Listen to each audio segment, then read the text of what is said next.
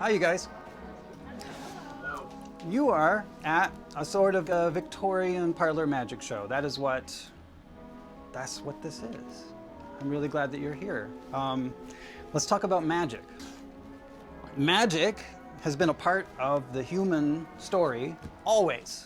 It's found in our oldest of historical records, our religions. It's found in our fairy tales and campfire stories, and our finest of arts, and our most beloved of entertainments.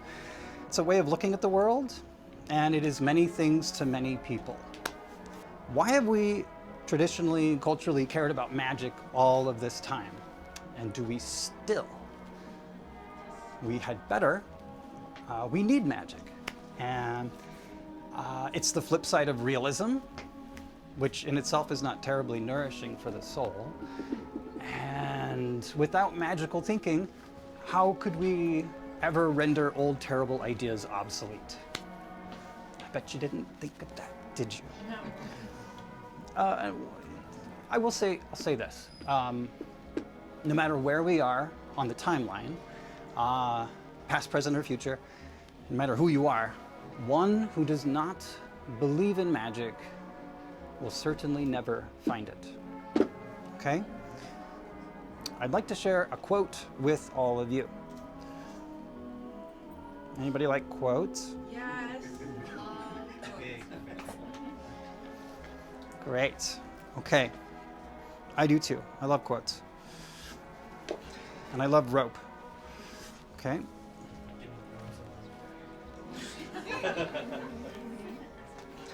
Now, the most beautiful experience that we can have is the mysterious.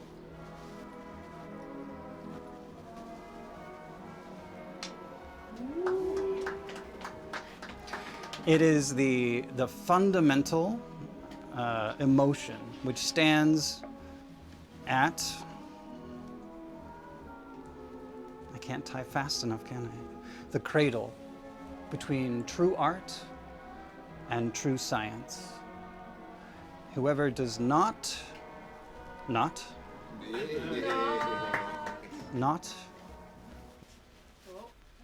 whoever does not know it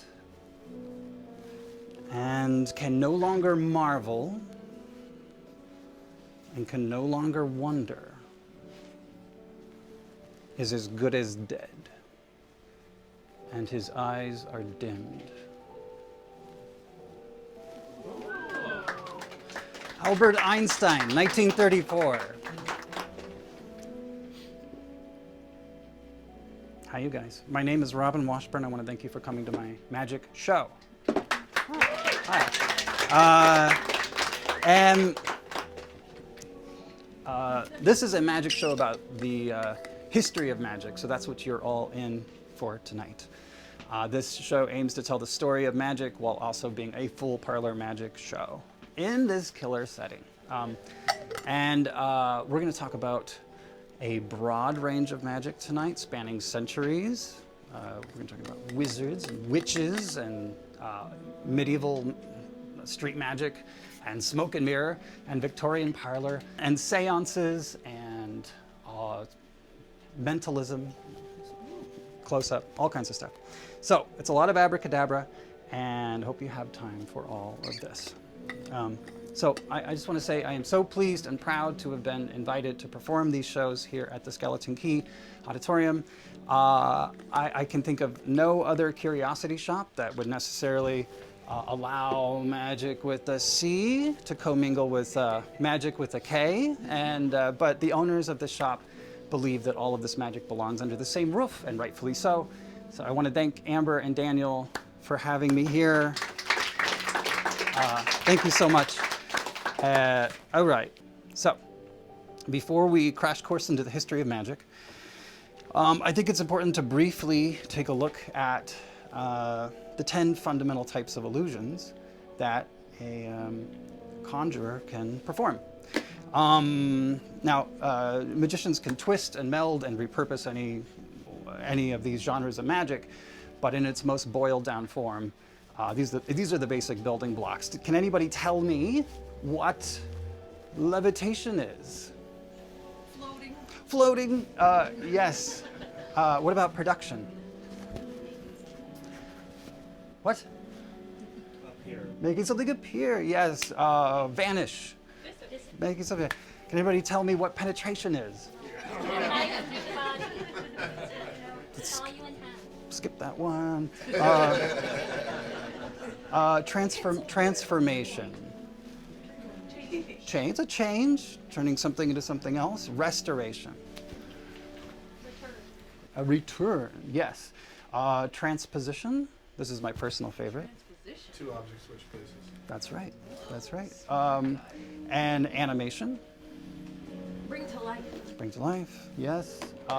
Prediction. Oh, I knew you were going to say that. You stole my joke. And escape. All right. Okay. So many more impossible, ponderous, and wondrous things lie ahead. So let's all get into it. Feel free to clap your hands and shake your head and froth at the mouth, and you throw bottles at me if you aren't enjoying it. I appreciate your involvement. That's the fun thing about magic shows is it's interactive. Okay. So without further ado, all aboard the Magical History Tour. Step right this way. Okay, let's begin. The cups and balls is generally known as the oldest magic trick. Lots of people have written about it. In fact, the first person to write about it, and this trick goes back to ancient Egypt and ancient Rome, and you find it in Asia. But Seneca is the first person to write about it. He witnessed it performed in the streets of ancient Rome. That's the look on his face when he saw it. Later, we see it performed at medieval street fairs. So it's the origin of the routine is a hybrid of magic and street hustling. It's like comes from like three-card Monte type of idea of the shell game. Okay. There is a famous work of art called The Conjurer, which was painted by Hieronymus Bosch in 1502, and you can clearly see a cups and balls routine is being performed here. But what I find very interesting about this painting is the pickpocket in the back. And the guy that's getting robbed is too astonished by the magic trick in front of him to notice. So what I want to say is, while you are all going to be so astonished by the things I'm going to do tonight, be aware of the pickpocket sitting directly behind you. Okay? I'm just saying, I'm watching. But Hieronymus Bosch is trying to tell us something. The psychology and the moves required to pickpocket or hustle and to do magic tricks are all essentially the same. This is a matter of timing, misdirection, nimble fingers, being kind of a creep. These are all great qualities to have. So let me also point out to you that this image comes to us from a painter famous for his depictions of the bubonic plague, or the Black Death of the late Middle Ages, a disease carried by rodent to human via flea bite. Did I say that right? Rodent? Fleas on the rodent, brings it to the human. Yeah, after studying this painting, I got to thinking, what about doing the cups and balls routine with real live mice?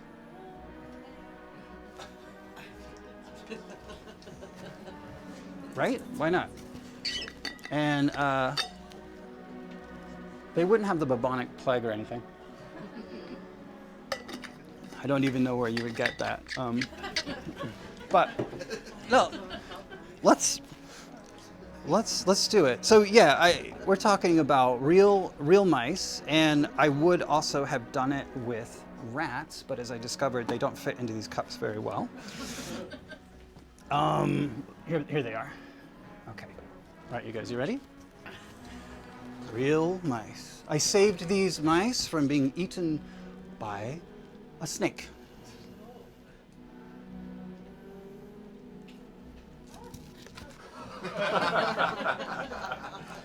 I saved a snake from choking, guys. the following is the basic routine. I'm going to use the same words and method employed by Bartolomeo Bosco, a famously eccentric conjurer who appeared at the early part of the 19th century. There he is. And what he would do, Bartolomeo, he would stroll up onto stage and he would roll his sleeves up and he would take out his magic wand, which was metal tipped, and he would strike a bell and he would say the following words: Spiritae miei infernali obedile, which meant, infernal spirits, obey my command. The cups and balls routine as performed by Bartolomeo Bosco.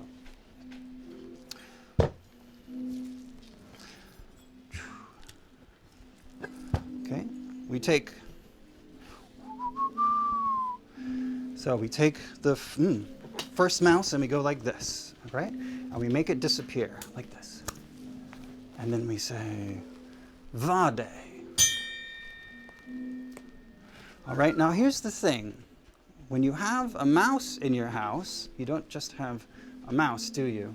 You have mice, okay? And celerator. All right, because they can get in anywhere. And they can just as well disappear right before your eyes. Jubio. 3 gone, and yet 3 return. Okay? So, yeah, they find a way. They find a way. And no wonder folks living during the bubonic plague didn't stand a chance, unless, of course, you were this guy. All you needed to do was have a bird beak mask, stuff it with dried flowers, and you would survive. The mask is the trick. So let's try something, guys. I'm going to further demonstrate what mice can do and how they went about destroying the lives of 2/3 of Europe, because they can get in anywhere. So watch this very carefully. We're going to put 1 mouse under each cup like this. Watch, here we go. Like this, and we go like this, and then we go like this, and there it is. And now I'm going to pick somebody from the audience. Who, to help me with this trick. Ma'am, would you help me? I need you to help me pick one of these goblets. So we're going to either pick the one on your right, the one on your middle, which is also my middle, or the one on your left. Oh, please pick the one on your left. I was going to, but you're psychic too. We're going to get to the mentalism chapter later, but okay, so fantastic, the one on your left. Okay, so watch very carefully. We're going to move the one from the middle to the one on your left, and there we go. And there it is, just like so. I know what you're wondering. What if we had done it the other way? So that would have looked something like this. If you would pick the one on your right, it would have gone like this. No, it would have gone like this.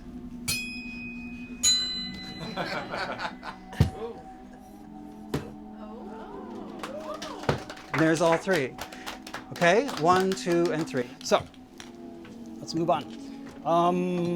Yeah, so that was our bubonic plague trick with our wonderful pestilence and all of that. And that's our medieval kind of thing. And we can't talk about medieval times and magic without talking about wizards, right? We got it. Can anybody name a wizard? Okay, Merlin. Anybody else? Who? Gandalf. Okay, Gandalf. Harry Potter. Okay, anybody else? How about St. Nicholas? Have any of you ever considered that Santa Claus is a wizard? Okay, so, okay, most of these guys are made up. Sorry to tell you, they're not real. Everyone except for Santa Claus. But there are matters, real matters, believed in and acted upon relating to sorcery. And in the ancient traditions of Northern Europe, there are innumerable tales of wizards, okay? And the most enduring of these is Merlin. Yeah? Now, was he a real guy? Yeah. Is there any historical? Who said yes? This crazy girl. It's just a guess. Wait, you know, though. You've heard all about this. Mirrored in the wild in 537 AD, went mad after a great battle in Scotland. He ran off to the Caledonian forest to live in the wilderness, commune with wildlife, and apparently gained the gift of prophecy. And I guess this is where King Arthur found him and communing with rabbits. Okay? Now, whether or not King Arthur is real is another matter. I'm not a historian.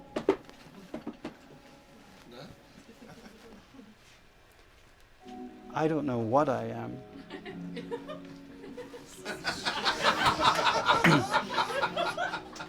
Let's look at real examples of wizards, okay? Because, like I said, there are matters that are real. They really are real wizards. So, how about Dr. Faust? This is our most famous of necromancers, okay?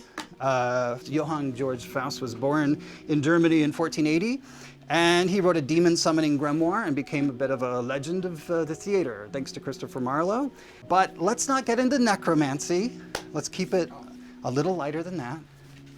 There are 3 types of necromancy, everybody. Can anybody name what they are?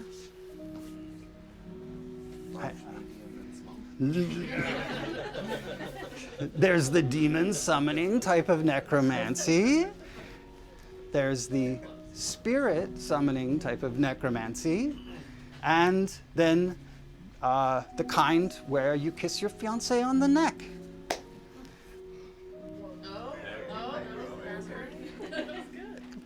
Do you like my joke? Necromancy. Okay.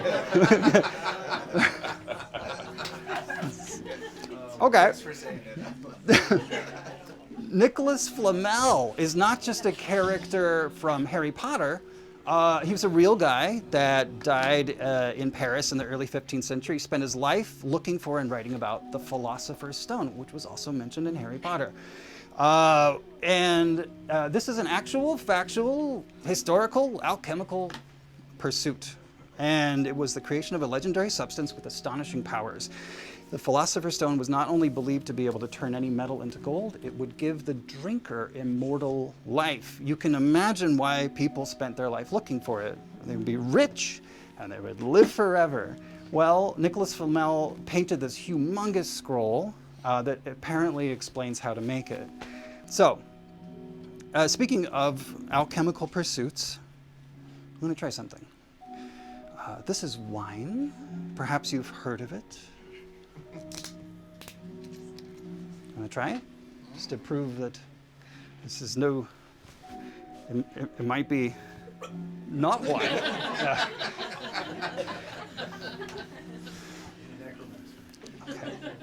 Okay. Yeah, I guess so. Okay. Now, I don't know if you guys can guess what I'm doing right now. I was going to say I'm drowning mouse number 1.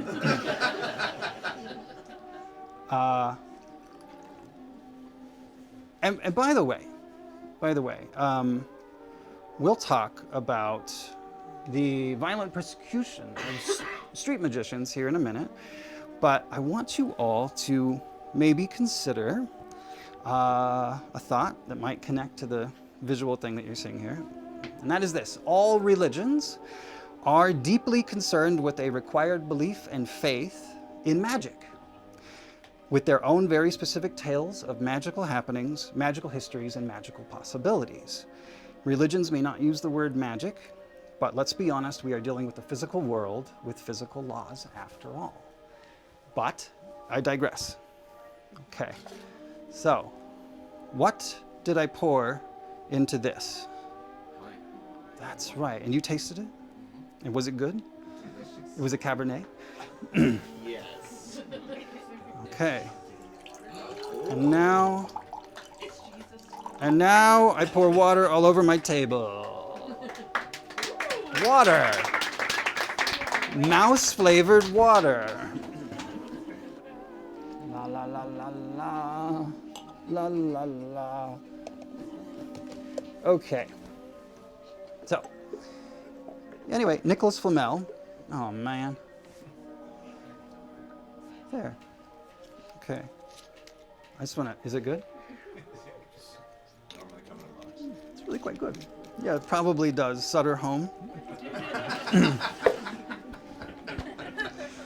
So, Nicholas Flamel, this is his headstone.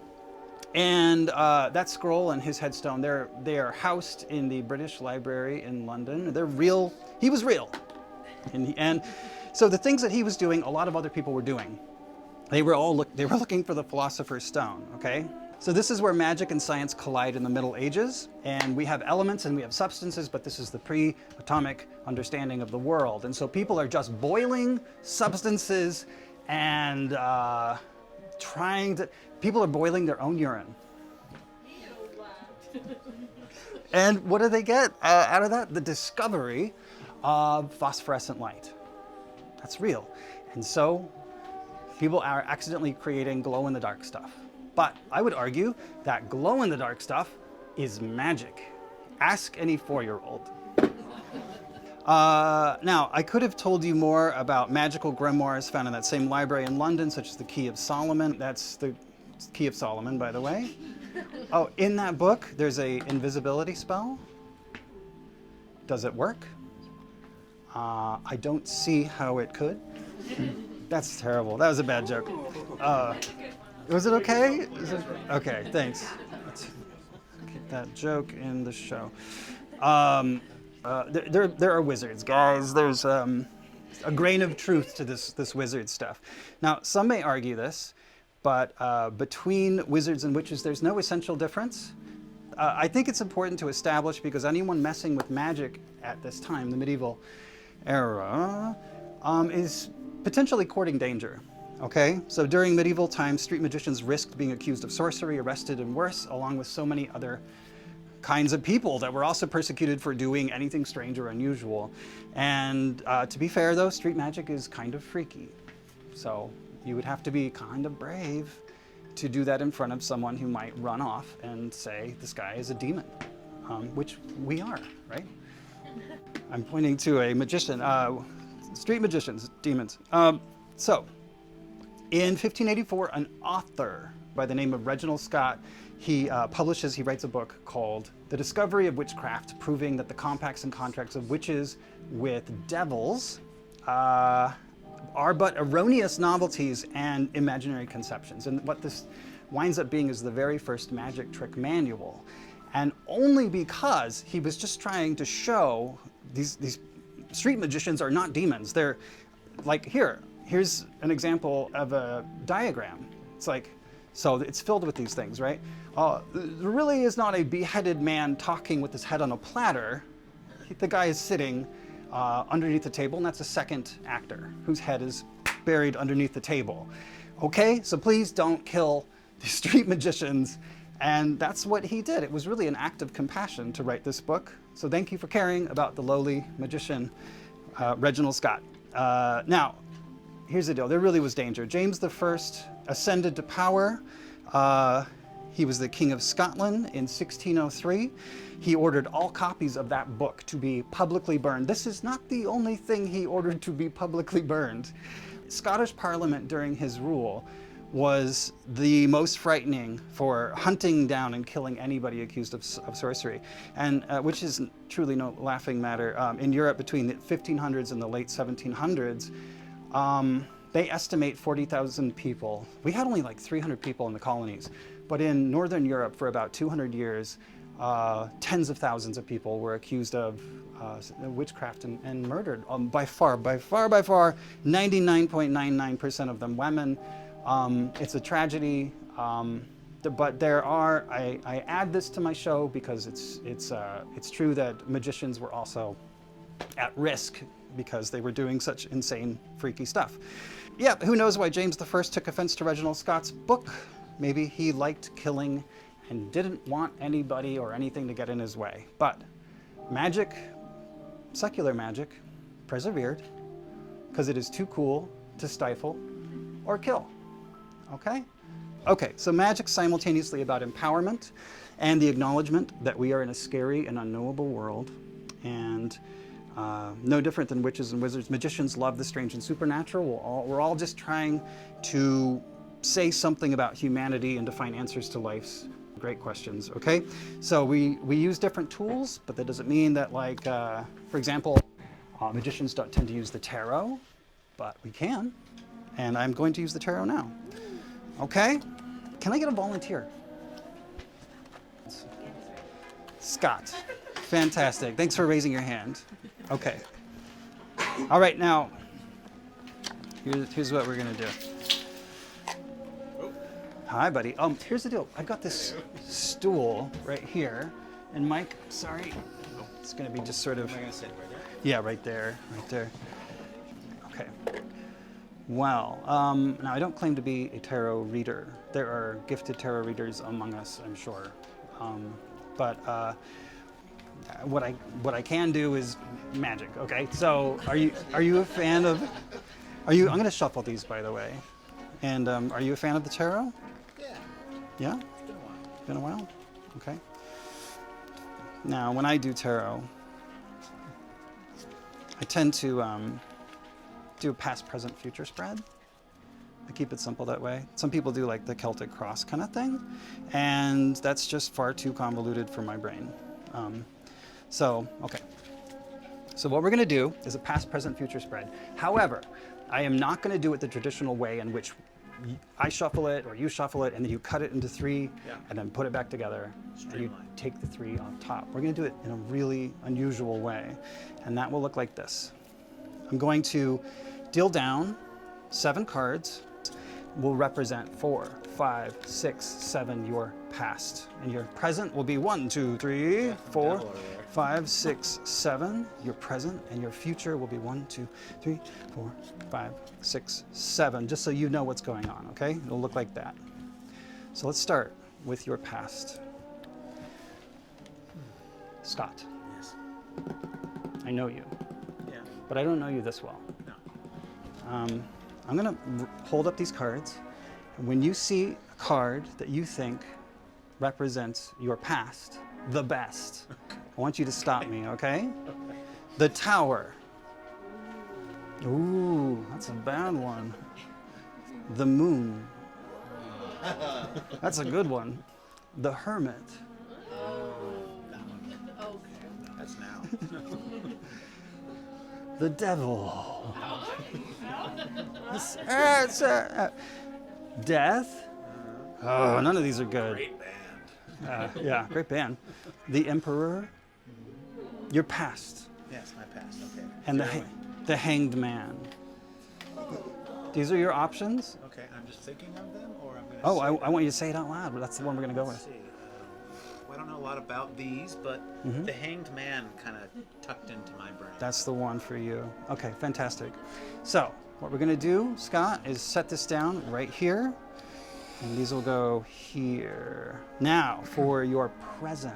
Okay. This is how life is going for you Oh, right okay, this now. Is a little easier. Here's what we got. Temperance. I guess that's like moderation, right? Judgment. The Star. Oh. The Fool. Strength. Can I stop you there? Or? You can. Yeah, you feeling like strength is the Yep. one? Okay, Strength is the fantastic. Okay. Wonderful. Okay, thank you very much. And we're going to move on now to your future, Scott. Okay? Strength is the card for you. Your future. Where's it all heading, Scott? The Sun. That wouldn't be bad. That wouldn't be bad. What does that mean? What's that one? The Lovers. The Lovers. The Magician. Justice. Yeah. Okay. The High Priestess. Okay. Let's look ahead. The Wheel of Fortune. Or the World. Okay. Which one of these is the one calling to you, sir? How distant future? I don't have an answer Wheel for of that. Fortune. Wheel of Fortune's the one Yes. for you. Okay. Where are we at? There, right there. Okay, fantastic. Okay, now, I have, I'm going to read to you what this all means right now, Scott. You selected these 3 cards. They were your 3 specific selections. Once again, Scott picked the Hanged Man for his past. And Scott, here's what that means. Again, I'm not a tarot reader. You had surrendered to stillness. There was sacrifice, waiting, and grateful acceptance. For your present, you chose strength. You lead from the heart, Scott. You have courage and are resilient. Is that true? Yeah. I know that to be true about you. And for your future, the Wheel of Fortune. You will accept the cycles of life by maintaining a positive outlook. So I've just given you a tarot reading. Thank you. But Scott, that's not the point of this. I knew it. It's gotta be something else. There's a catch. Before you showed up, Is it gonna be in my pocket? something maybe better than that. Before anybody showed up to this magic show, I took a pen and I wrote on 3 cards something very specific. Okay? Now, like I say, I'm not a tarot reader, but maybe, perhaps, I'm a conduit for magical things to play out, okay? Or maybe I'm an intuitive person about people, I don't know. Did I know you were gonna sit up here? No. Yes. Oh. I wanna show you something. This was a shuffle deck, and you made 3 selections. You could have picked any of these cards. I see that they are blank. And you could have picked any of these cards. And I see that they are blank. And Scott's future. Blank, blank, blank. Scott, What? can you please pick up and show this audience the first card? Your selection was the Hanged Man. Yeah. Backside or the front? Yeah, the back side of it.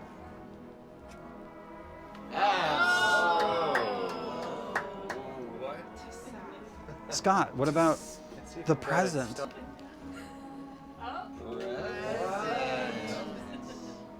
And what about your future? Jeez Louise. There it is. How did you do that? Thank you. Quite well. All right, Scott, thank you very much. Thank you very much. Thank you, guys. Okay. You guys, I want to jump into the Renaissance. I know we all do. Let's move the clock forward. Here's a visual representation of a clock. And the Renaissance, it's in full swing. It's fabulous. It lasts from the 14th to the 17th century. It's known as the Age of Enlightenment. It's a period that saw a shift away from the medieval view of superstition and towards a more secular perspective, a time of renewed interest in the arts and sciences and classical learning. And our guy for this time is Leonardo, not DiCaprio. Wow. Woo! That was close. Hey, so he's the closest thing that we have to a wizard. Okay, he's not a wizard, but he's the closest thing we have to a wizard. His codex manuscripts are filled with bizarre and impossible-looking machines that are eventually shown to be somewhat logical and plausible and buildable. Da Vinci's ideas seem to bridge the realm of science, dreams, futurism, and magic. I use that term loosely a lot in the show, but I think it's important to have many definitions. Now, I bring up Da Vinci because I want to share another quote with you, and it's a great quote. This is from Arthur C. Clarke, and the quote is that any sufficiently advanced technology is indistinguishable from magic.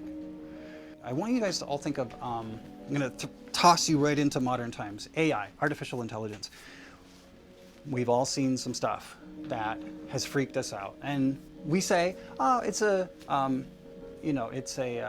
algorithm, but there's a part of your brain that's really disturbed, right? I have felt that way looking at AI. And I would say that that's a very, very great example right now where we can use something and say, this is an advanced technology that has created a cognitive dissonance that has the effect of magic. And I'll give you another example. If you go far enough back, the television set, would have been, it's not a projection of a movie. It's a box inside of your living room. And inside of this box, you are receiving radio signals that are giving you the nightly news or a sitcom. But I'm sure for the first owners of the television set, that would have been quite magical. There's a fantastic video on the internet of Icelandic pop star Björk disassembling a television because she is trying to get at the heart of what that magic is so many years into the future. Also, indistinguishable from magic, Björk. Also indistinguishable from technology. Yeah. All right. So now, as a polymath, Da Vinci was also a gifted and masterful painter. And anyone that's ever seen the Mona Lisa knows that this is a kind of magic, a beguiling, sort of puzzling kind of magic captured by the paintbrush and crystallized in time. So speaking of puzzles and time, I need another volunteer. You, sir. You, sir, are my person. Okay. Inside of this clock, I have a collection of puzzle pieces.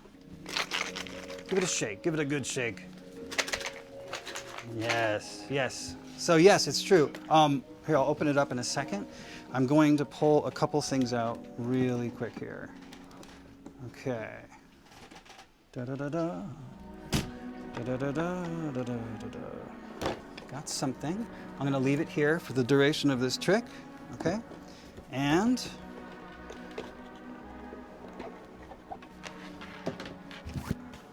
two halves of a box. A top and a bottom of a box. So inside of here, we've got puzzle pieces. I'll show everybody. And they are a random assortment of puzzle pieces. You have some background kind of greens and yellows. And then if you look further, I found Mona Lisa's eye, one of her two eyes. Here's what I want you to do. Give it another shake, okay?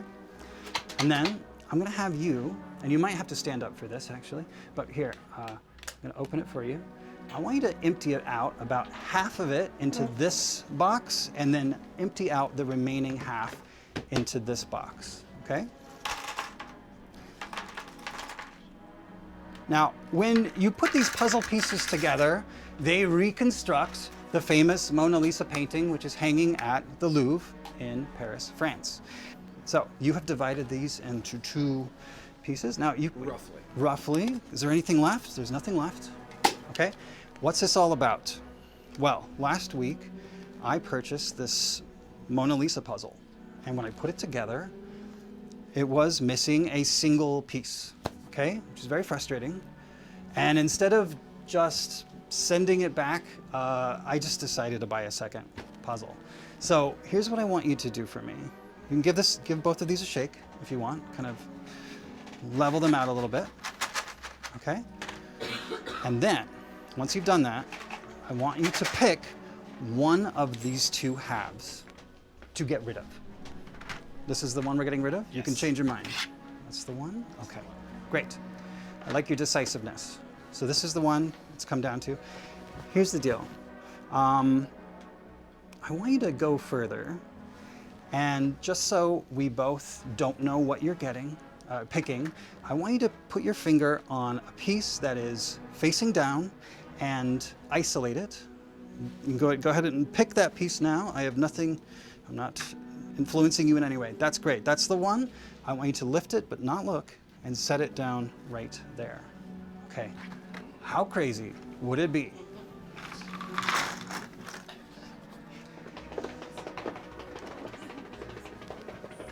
This is the original puzzle that I bought last week, the one that's missing. You ready to see it? Yes. It's Mona Lisa, and she is quite beautiful.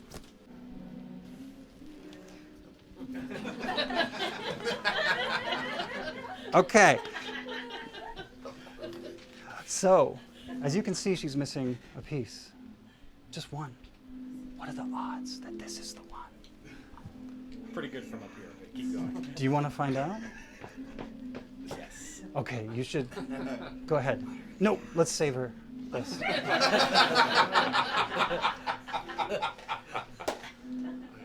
Okay, the suspense is killing me. Do it.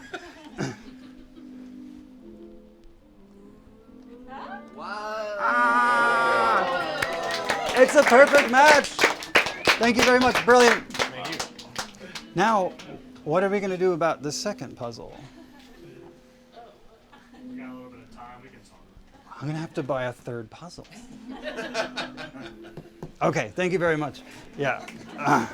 We could, yeah. All right. Let me quickly toss all of this stuff. Everybody having a good time?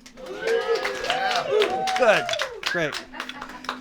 All right. Great. Okay. So, yes, the Mona Lisa.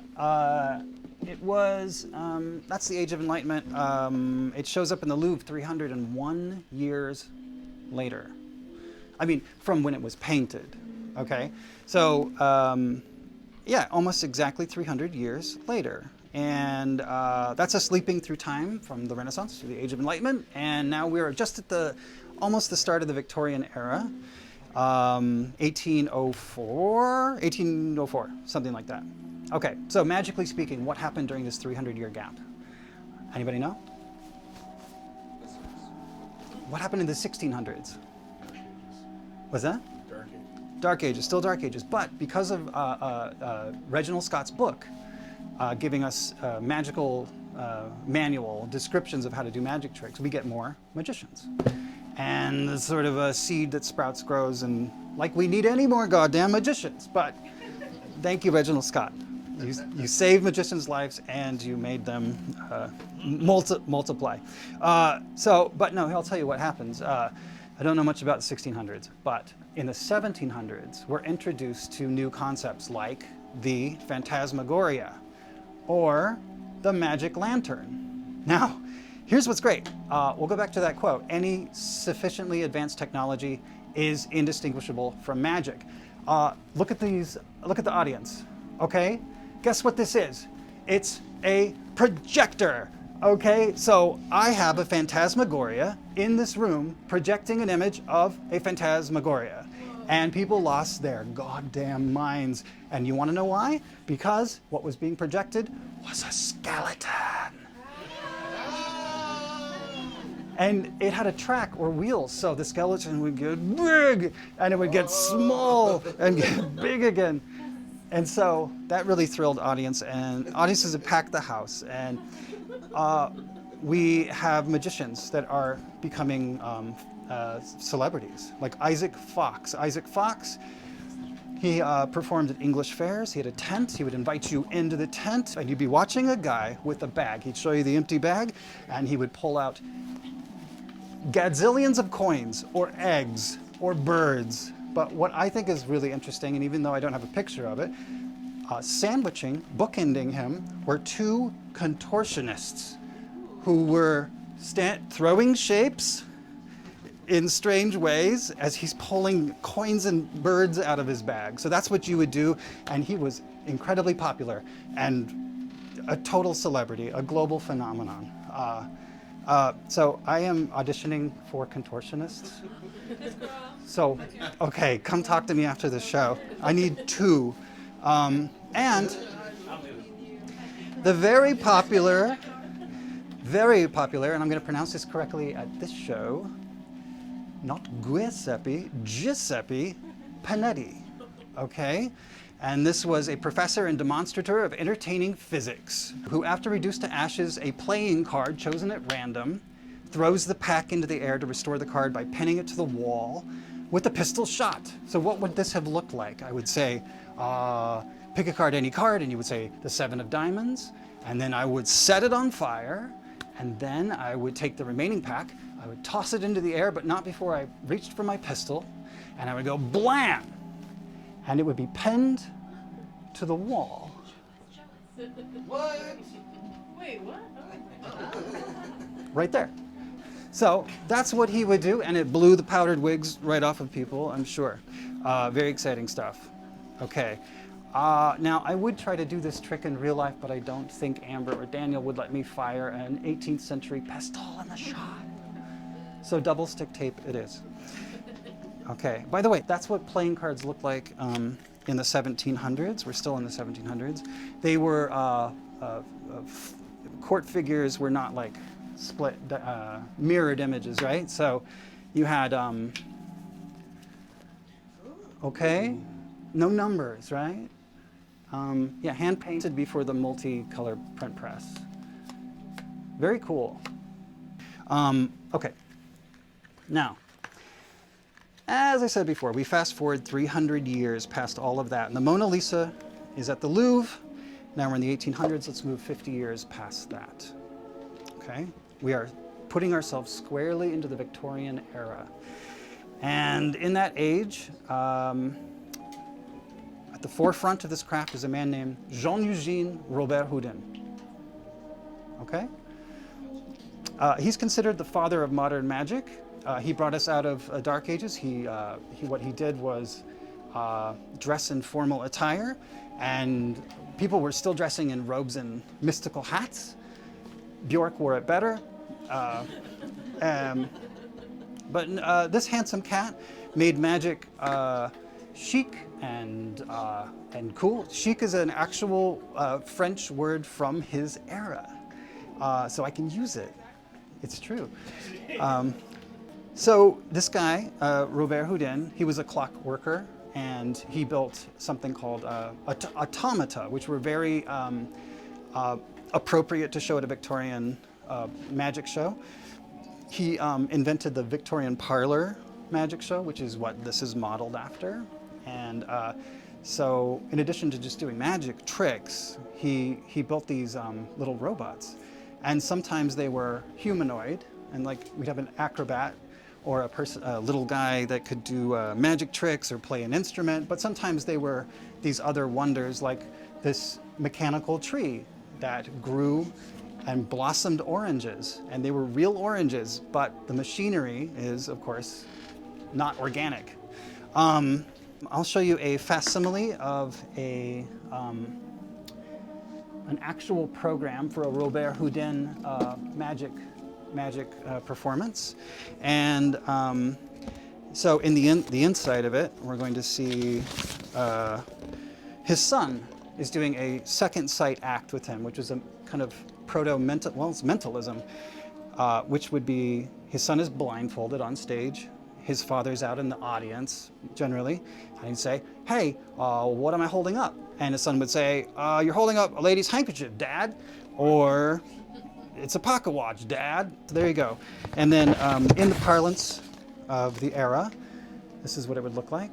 You'd say something like this on your advertisements: Robert-Houdin at St. James Theatre, the celebrated prestidigitator and French conjurer, will continue his original experiments and wonders of natural magic, all for the benefit of Mr. Kite. There will be a show tonight, that sort of thing. Now, I'm going to do a magic trick with the program itself. Okay. Magic is getting serious at this point. There's a gravity to it, and people are being pulled to it. Okay? And it's a colorful kind of gravity. Okay. And a colorful time, and a colorful history, and yeah. So you see, we're entering a really fun time. Okay? Okay. Okay. Yes, yes. Okay.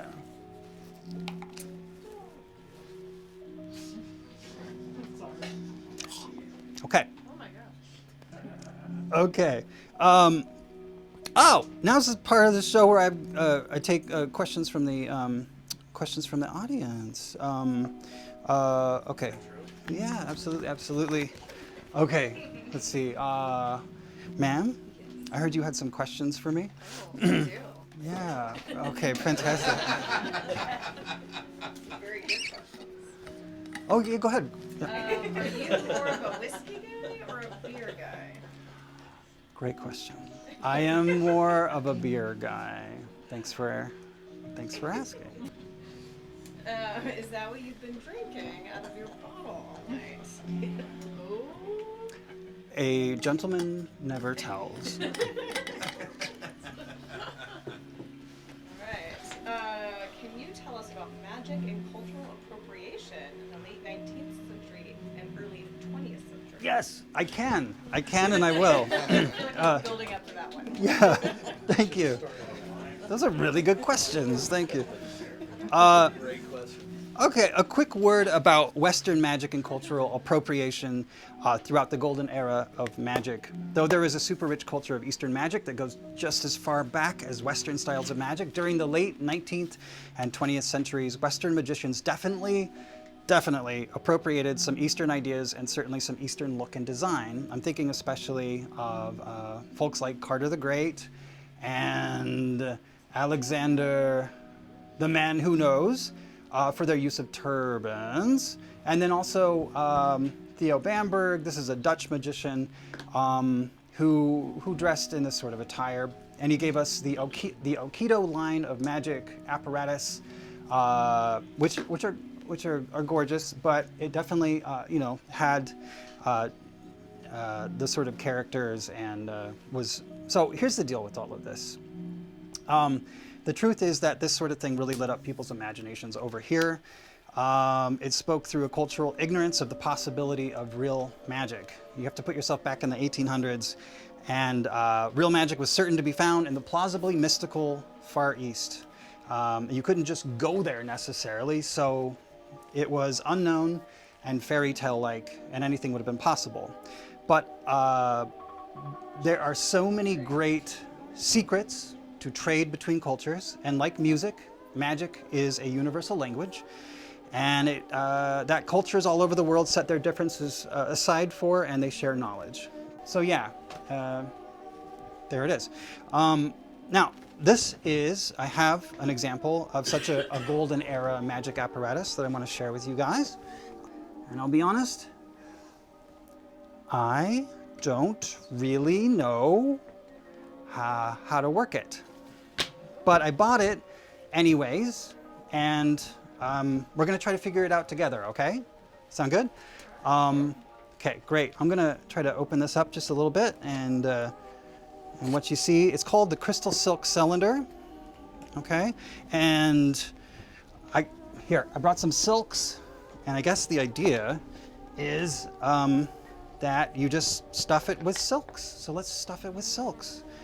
Let's go Roy G. Biv. Okay. How about red? Thank you. Yes. Orange. Fabulous.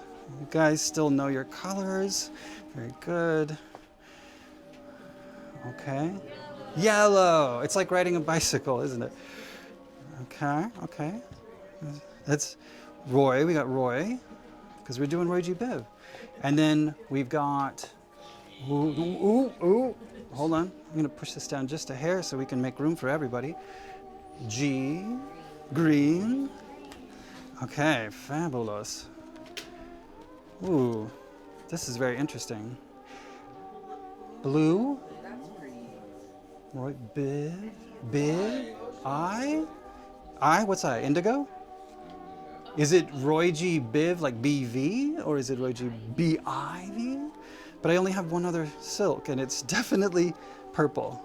So blue will be violet for the V. Okay, guys, look at this. This reminds me of something. It reminds me of like a rainbow colored margarita or something. Like something like this. Maybe like something like that. Yeah. Now, something refreshing for those doggone hot summer days, okay? That are long past us since it's November. But, what do we need? We don't have any booze, do we? I have wine, that won't work. Okay, so skip the booze. What we need to make this is ice, okay? Everybody? Here's what I need. I need you all to say with me, I want ice. Okay, on the count of 3, I want ice. I want ice. I want ice.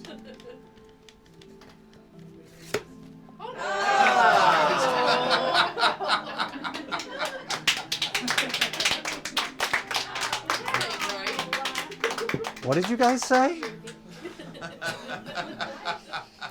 I don't think we should blend this. I'm not drinking that. Okay.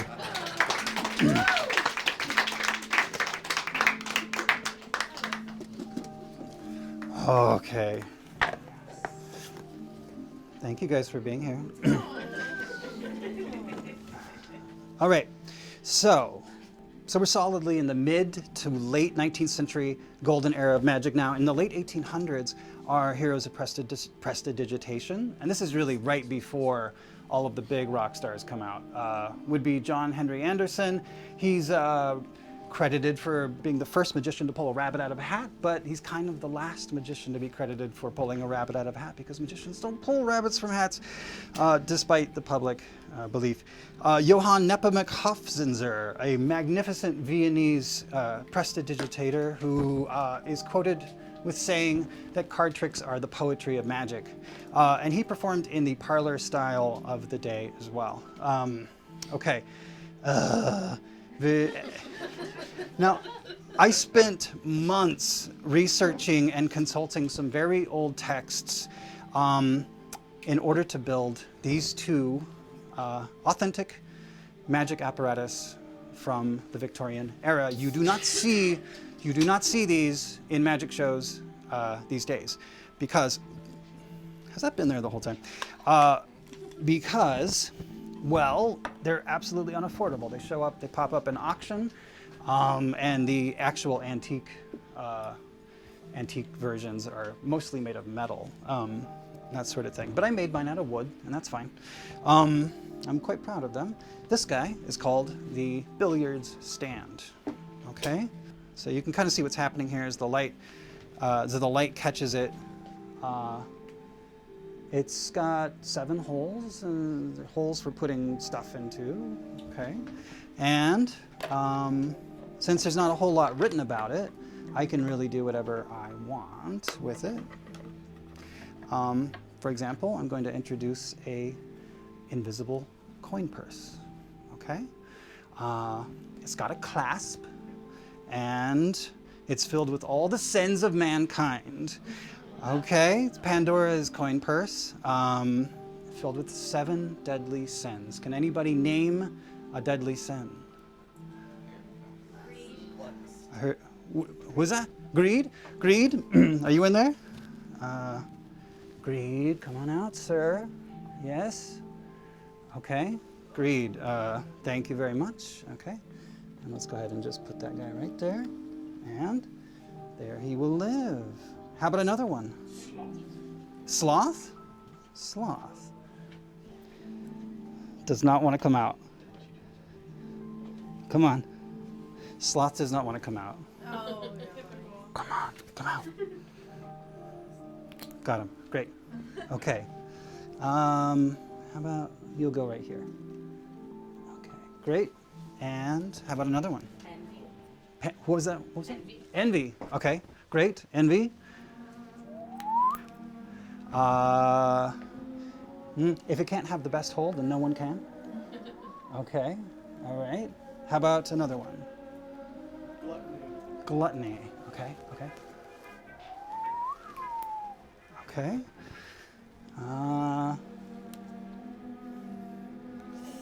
Yeah, that should do it. Just barely fits. How about another one? What's that? Lust? Okay. Come on out. Happy to fill any hole. Okay.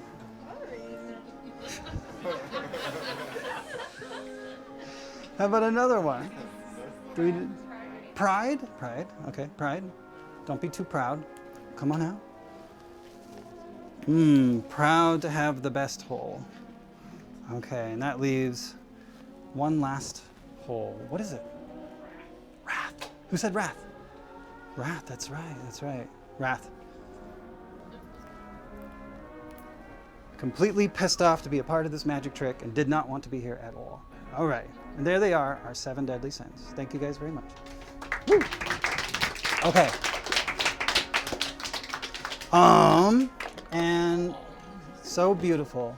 They are so beautiful, aren't they? Oh, go to bed. Go to bed. Okay. Now, at the turn of the 19th to 20th century, we are witnessing magic arrive at its shining and pinnacle moment, and we are getting fantastic new ideas, like Pepper's Ghost. If you've ever been to the Haunted Mansion in Disneyland, you might know what Pepper's Ghost is. We are getting other illusions, Smoke and Mirror, Proteus Cabinet. I'm going to buzz through these. I won't tell you how they work, because I've sworn an oath of secrecy, even though, oh, hey, this is fantastic. You have your Smoke and Mirror, but then you have these really great illusions. So Harry Houdini is getting his start in magic, and he's doing this trick at these dime shows at Coney Island and in New York and all that. He's got this trunk. His brother moves on from this trick, and Bess, his wife, winds up doing it with him. But what you have is, imagine Harry Houdini is inside of a mailbag, and it's shackled tight, and he's put inside of the trunk, the Metamorphosis trunk, and then the trunk is locked, and Bess, his wife, is standing on top of the trunk. She has a curtain, she lifts it up, she drops it down, still here, lifts it up, drops it down. Harry Houdini is now standing on the trunk, and then they open up the trunk, and then they undo the lock on the mailbag, and Bess is, of course, inside of the mailbag. Now, they could do this in like 3 seconds. We have other cool illusions. The levitation of Princess Karnak. Keller stole this from John Neville Maskelyne. He walked right up at a show at Egyptian Hall, stared at the illusion until he figured it out, got on a boat, went back to America, and created his own version of it. He stole lots and lots of tricks. We have the bullet catch, the most dangerous trick in magic. It has taken the lives of a dozen magicians so far, 12 magicians. Constant chatter among magicians. Who will be the 13th to be killed by the bullet catch? Well, it won't be me. Now, I mentioned Egyptian Hall. We have these fantastic, beautiful venues, like Egyptian Hall, which was also called the England's Home of Mystery in Piccadilly, London. It was owned and run by John Neville Maskelyne. And you also have places like the Hippodrome and the Empire and the Oxford and the Alhambra, okay? We now have these amazing rock star magicians. Keep in mind, we're in the golden era of magic. I've been trying to get to this part of the show. We have Herman the Great. This was a celebrated and extremely gifted sleight of hand artist. He was a global sensation, and his wife, Adelaide Herman, who took over his show when he died and was arguably better than he was. She'll forever be known as the Queen of Magic. Okay? We have the great Lafayette, who was kind of a prick, from what I have read. He made lions vanish, and he died in a fire twice. Once when they found him in his outfit, and then 3 days later when they found the actual Lafayette trapped under the stage door. The first guy was, you know, an assistant or a double. Okay, and then we've got David Devant. He was England's greatest conjurer. He's responsible for creating the Magic Circle, and he was kicked out of the Magic Circle for publishing a book of his own secrets, and then they let him back in. He was an amazing magician. Harry Keller. So he's the guy that steals stuff. But over here in America, he was extremely celebrated. He's called the Dean of American Magic. He is the inspiration for Frank L. Baum's Dorothy and the Wizard of Oz. He's the wizard. I mean, he's what that was modeled after. He had the biggest show. He had the best posters. His posters had all the imps and devils all over it. And that became a real fad. But then everyone's stealing the idea, and you've got Thurston stealing from Keller, And you've got some bloke named Washburn stealing from Blackstone. The nerve. Okay. All right. Yeah, no shame. Howard Thurston winds up taking over the show that Keller had, and he winds up making it bigger, and he's super beloved. He is America's greatest magician during the time of Harry Houdini, okay? And then, of course, Harry Houdini. Never met a pair of shackles or a life jacket? What am I trying to say? Street jacket. That he never, you know, he escaped from everything and anybody ever threw at him. He did not die in the Chinese water torture or a milk bottle. He died because some overzealous college student punched him in the stomach, and he died of a ruptured appendix a couple days later. Yeah, so he is America's first superhero. He led an incredible life. Now, these are all the equivalent of mega movie stars, rock goddesses, and rock gods. They're thriving and thrilling audiences in a pre-vaudevillian, pre-Hollywood entertainment world. At the turn of the century, only the circus could rival the traveling stage production magic show. Huge stages, a massive crew, multi-car trains bringing the show from town to town. A fabulous spectacle, a force of terrific illumination for this time. Now, I want to introduce you to my crown jewel, Card Star, okay? Again, I built this completely from scratch. I looked at old magic books like Professor Hoffman's Modern Magic to get ideas for how this was built. It's a Victorian magic trick. It was known by other names. In Hoffman's Modern Magic, it was called the Fairy Star, and it's also been known as the Rotenberg Star. And curiously, when Harry Houdini performed it in 1925, he called it Mary Antoinette's glove, okay? Now, this is a very, very interesting thing that I want to share with you guys.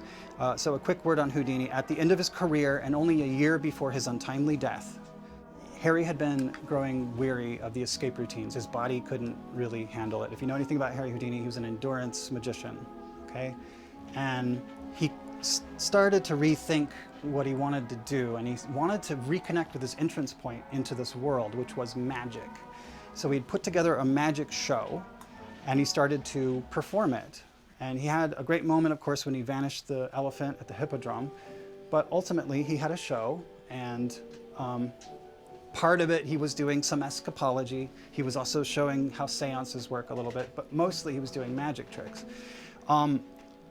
He really, really wanted to be known as a master illusionist, but he had people like Howard Thurston to contend against.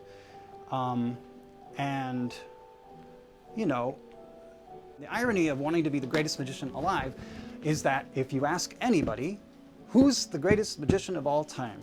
People will hands down say Harry Houdini, but how many of us can actually picture him doing a magic trick? He made his bread and butter from escapology, okay?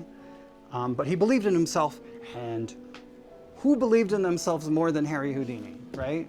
So he put his magic show together, and Card Star is one of those tricks he did in the last year of his life. So this is a tribute to Harry Houdini, who definitely made the world a more interesting place.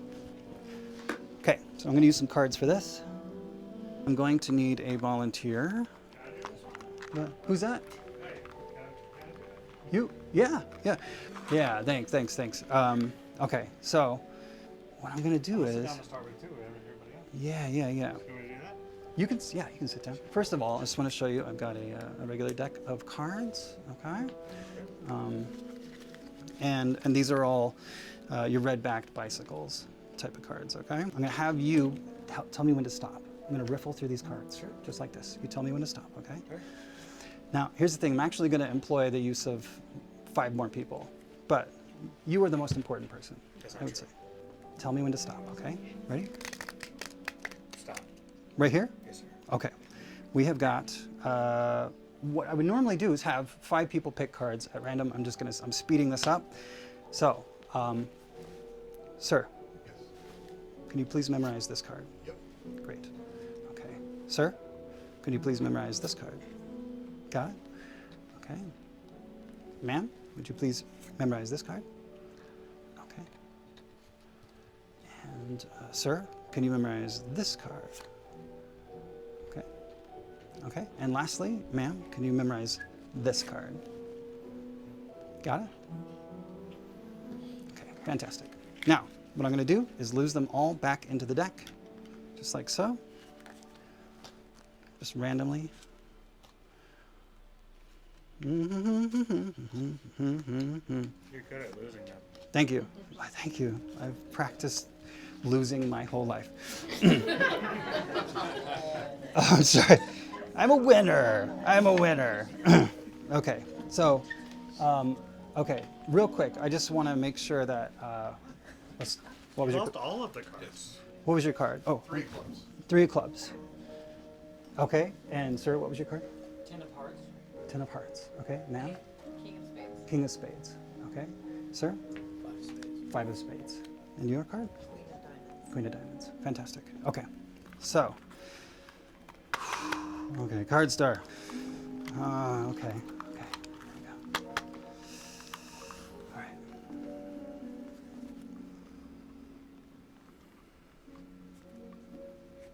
For Harry. You're a wizard, Harry.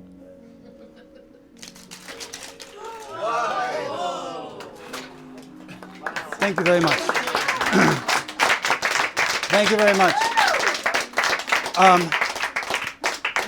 Okay, you guys, now it's time for the intermission. So please move your bodies around. Explore this shop. It's such a fantastic shop. Buy yourself a Fentimans Victorian soda. I hear they cure all ailments. And we will be back in a little bit. I'm going to ring a bell.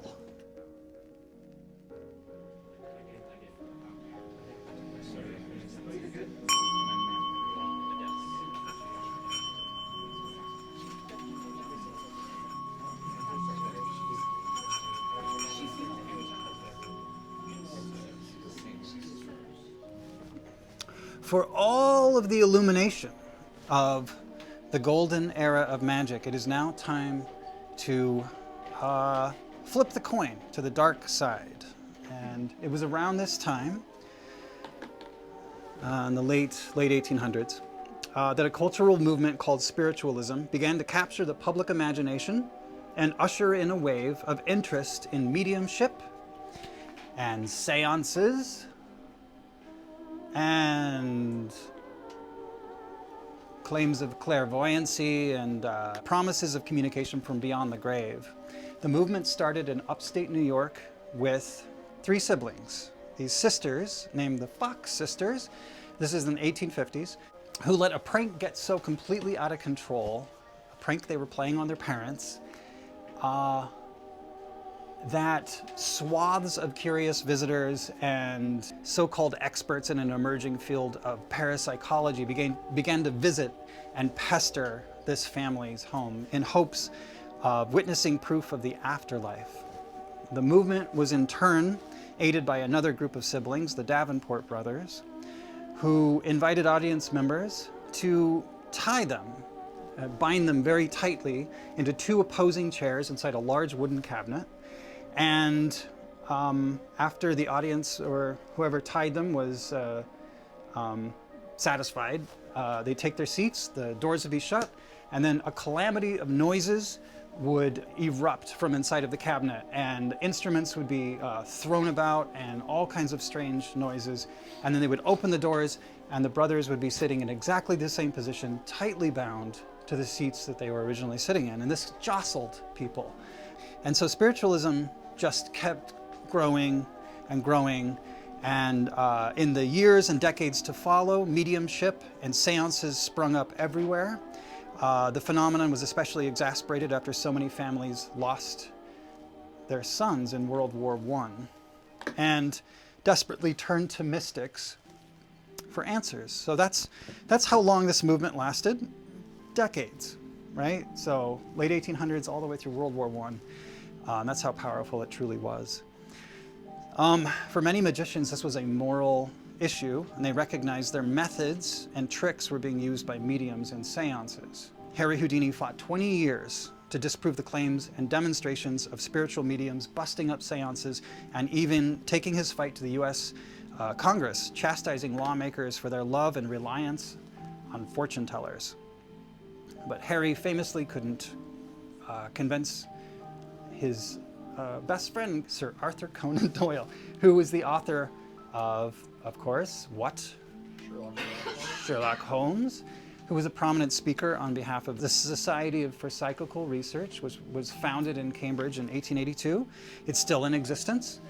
Arthur Conan Doyle believed a new era of scientific breakthrough was upon us, and we would soon be able to speak with the dead as commonly as we would with anyone walking the earth. So, magic has always been entangled with mankind's greatest concerns and curiosities, certainly with our insatiable curiosity about the afterlife, and never so much as during the turn of the 19th to the 20th century. So now, in the 21st century, present day, the building that the skeleton key is housed in was erected in 1918. It's 105 years old. Who knows what has happened within these walls? There is certainly a chance that this building is haunted. There's certainly a chance that it's not haunted. Who's to say? I offer a way for us to find out. In fact, I offer several ways for us to find out. In order to maximize our time, as well as if we were to find a spirit, their time, if they be concerned with time as well. Here's what we're going to do. This apparatus is known as the Astro cabinet, and its express purpose is to determine whether an environment is haunted by offering a sort of a safe space for a spirit to interact. Should all else fail, as tests are conducted out in the open, it's designed for the very shy and elusive spirit, okay? And what they would do is they would reach into the cabinet, and there's, inside of this cabinet, you'll see we've got a red ball, okay? Like a little red ball. And we have a glass, okay? And they are to remain separated. There's a wall right here, okay? It's as simple as that. And I'm going to go ahead and just shut the door, and we'll leave it alone, okay? And now, this guy is called a spirit bell. And it's pretty self-explanatory. Should a spirit feel compelled, or maybe even at my request, we might hear a bell ring. But I'll take it even further. They say you would call it not a haunting, but you'd have a poltergeist. If, sure, bells are wrong, but also if you have furniture upset or crockery broken. But my belief is that if there's a spirit inside the skeleton key, they would be as playful as the rest of us. That's my hope anyway.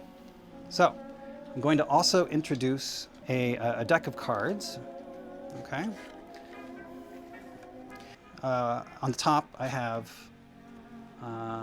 all four aces, the ace of hearts, and the ace of clubs, ace of diamonds, and known in many cultures as the death card, the ace of spades. And what I'm going to do is we're going to lose these cards one at a time, face up, so we will know them if they come again.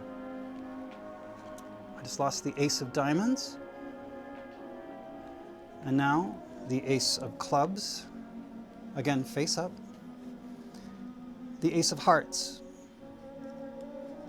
okay, and lastly the ace of spades, somewhere in the deck. I have also with me an antique key, the sort of key that maybe you would have used to open a building like this 105 years ago, okay?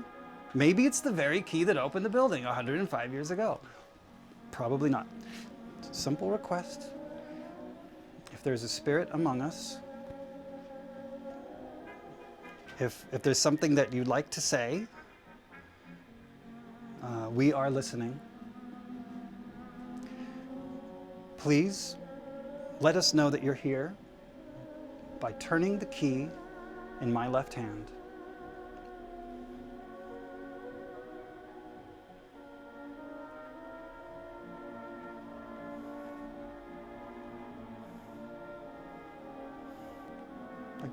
like cold.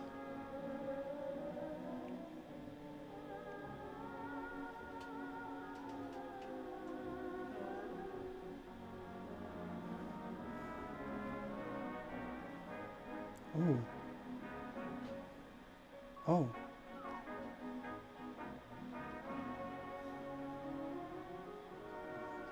It's cold.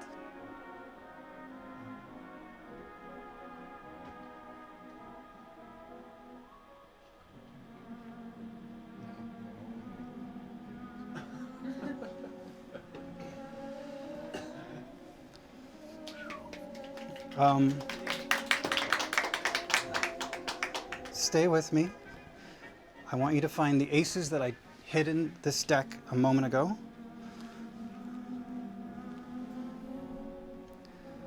Okay.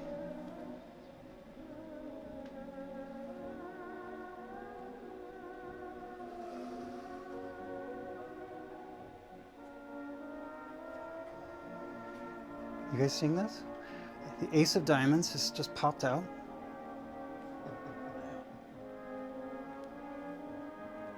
The ace of clubs has just made itself known, and the ace of hearts.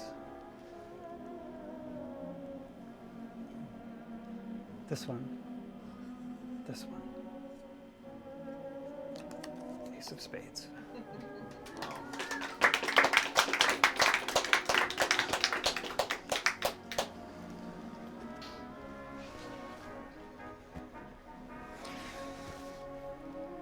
Spirit, would you please oblige me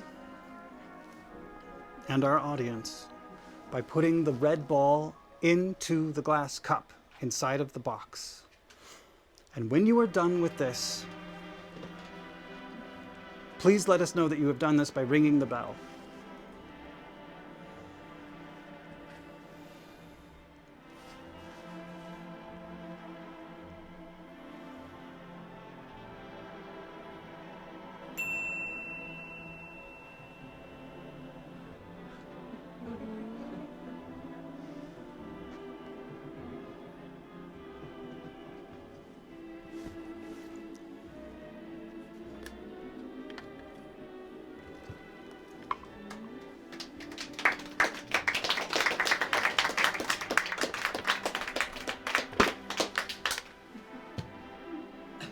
Okay. I'm gonna let it hang out with us. I'm gonna set it right there. I want to show you guys this. These are chalk slates. These are the kinds of slates that you would have seen used in school, even further back than that. Okay. Okay. In fact, how far back? You could imagine headmaster, schoolmaster, Ichabod Crane, right? Thwacking the hands of his students for poor chalkmanship. These are the sorts of things that they'd have in their desk. That's how antiquated we're talking. But I'm going to use these because I feel like maybe it might hold some source of comfort for whatever spirit might be here. Again, I'm going to show you guys. It's blank on both sides. Okay? And what I'm going to do is put a piece of chalk inside of it, and I'm going to bind it tightly with twine, and I'm going to light a candle. Okay? Now, I'm going to need all of your help for the very next thing that I'm going to do. Okay? So, I'm going to put the chalk in there, and I'm going to bind it right now with some twine. I think that this is a slightly bigger task than the Astro cabinet, but it does share this quality. Using spirit slates allows for privacy. Okay? If we've got a shy, elusive spirit, well, I don't think we have that shy of a spirit, to be honest. That should do it. Okay? I'm going to light this candle to draw it near. Nope. Nope. Yes.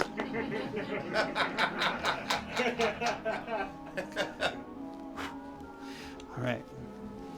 Now, are we all awake? Yes. Are we really awake? Let's do it again. That's fun. Are we awake? Okay, good. I need you guys to be awake. Now, I'm going to make several requests from everybody here. And I want you to do this silently in your mind. I don't want you to share anything with any of your neighbors or friends. Ichabod Crane, famously, if you've ever read the famous Washington Irving story, there's an entire huge paragraph about his love of dessert. And what you find out is that the Dutch really know how to make good dessert, okay? And it's sort of a weak point for him. I want you all to think in your minds of a dessert, okay? Like a common household dessert, something you might find in anybody's home, nothing exotic like baklava or tiramisu or anything like that, and nothing, no product names like Ben and Jerry's. I want you to think of something like ice cream or pudding, but don't use ice cream or pudding because I just said those, so they're off the list. Okay, you all have a dessert in your head. It's a common dessert, no plural, just the basic thing, okay? Now, take the dessert word, and I want you to go to the very last letter of that word. Does everyone have it? Everyone have that letter? Okay. I want you to now think of a common breakfast food that starts with that letter, okay? Everyone have that? Something like that? Okay. Now, how about go to the second letter, and think of a musical instrument that starts with that letter. Everyone have that? No? Okay. Second letter of that breakfast food. Try to think of a musical instrument that starts with, go to that second letter, think of an instrument. If you've got it, cool. If you don't have it, I don't know what to do here. Take that musical instrument word. I want you to go to the second, you know what? Let's go to the third letter, actually. See the word in your mind. Go to the third letter. You got it? Everybody got it? Now that you have that third letter, I want you to put in your mind a gigantic Crayola coloring crayon box in your mind, and you're going to find a color. Search through it. It's a real color. We're not going to use a made-up color. Try to find a color that starts with that letter. Okay? Don't tell anybody. Just keep it to yourself. Everybody have it? Everybody have that color? All right, now I'm going to turn back to my spirit, and I'm going to ask that take that chalk and write the color everyone is thinking of right now.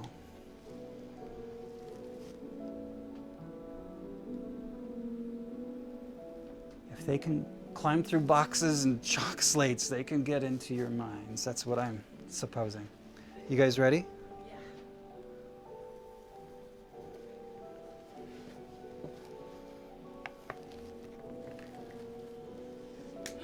Oh my god.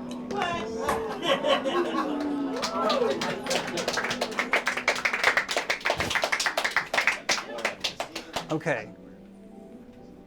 Now, we are moving into the era and realm of mentalism, my friends. It's an entertainment art form that runs parallel to magic performance, and it was born out of the spiritualism movement. It comes into focus most clearly in the 1920s and 1930s. Okay? You guys awake? Wake up! I want to wake up everyone. I can't keep doing this. I'm going to run out of flash paper. Okay. Whoa! You guys, I want to introduce you to a couple fantastic and famous mentalists, though I won't really be able to tell you much about them. Anna Eva Faye was amazing. Here's the next person Alexander, the man who knows. Actually, I do know quite a lot about him. This was a Seattleite. He is the Darth Vader of magic. He's got a really crazy story and may have killed a person or two or three or four. Definitely took advantage of a lot of rich people. And the reason why he's wearing a turban, really, it's not about cultural appropriation. It's because he invented a headset, electronic headset, so he could gain information about people that were coming into the lobby, pull them up on stage, read their minds, then do these private events, take their money. He was a total con artist, but he had awesome posters. So, okay. Joseph Dunninger, an amazing mentalist, and Theodore Annemann, these guys really wrote the books on mentalism. These guys did away with most magic props and apparatus, opting for very little other than the use of their own minds and direct interaction with members of the audience to demonstrate miracles of the mind and human psychology. These are mentalists. By the way, all of those that believe in psychokinesis, raise my hand.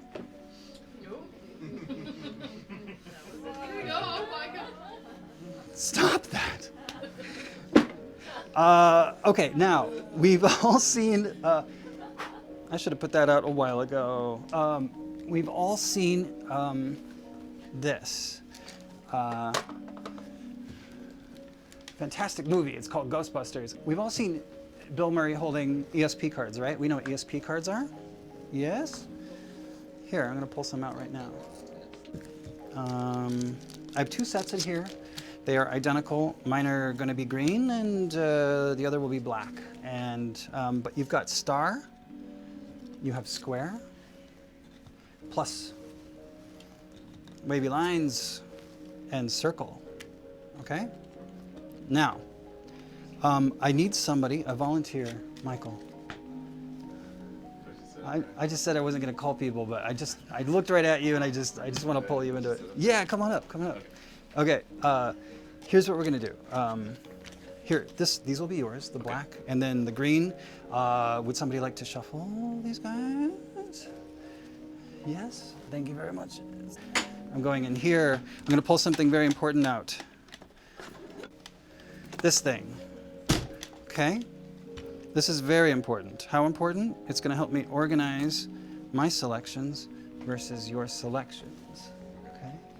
And the whole point of this is the scary side of mentalism, Michael. This is precognition.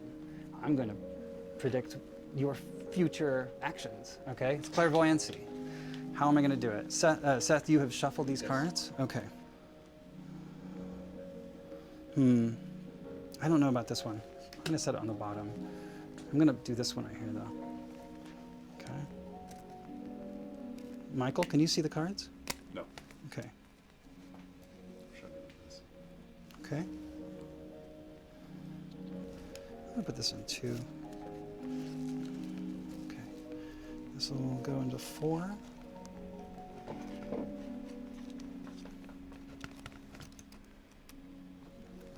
And this one.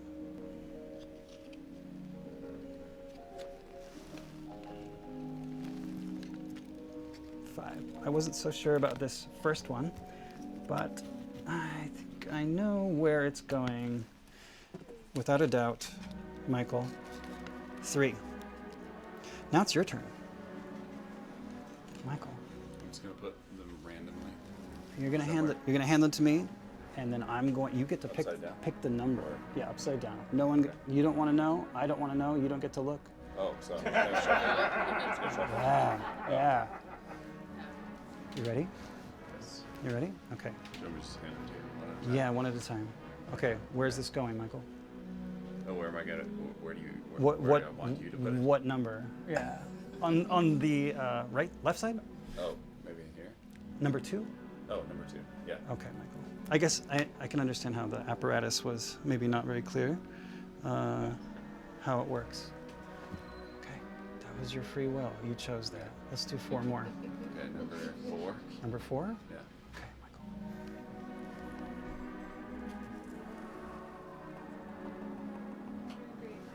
You, yes. I can tell you when He's, okay. Number Which 5. number 5? Yeah. Okay. Michael, are you sure? Okay. Sort of. Okay. Okay. Okay. Michael, next Number card. 1. Number 1. Okay.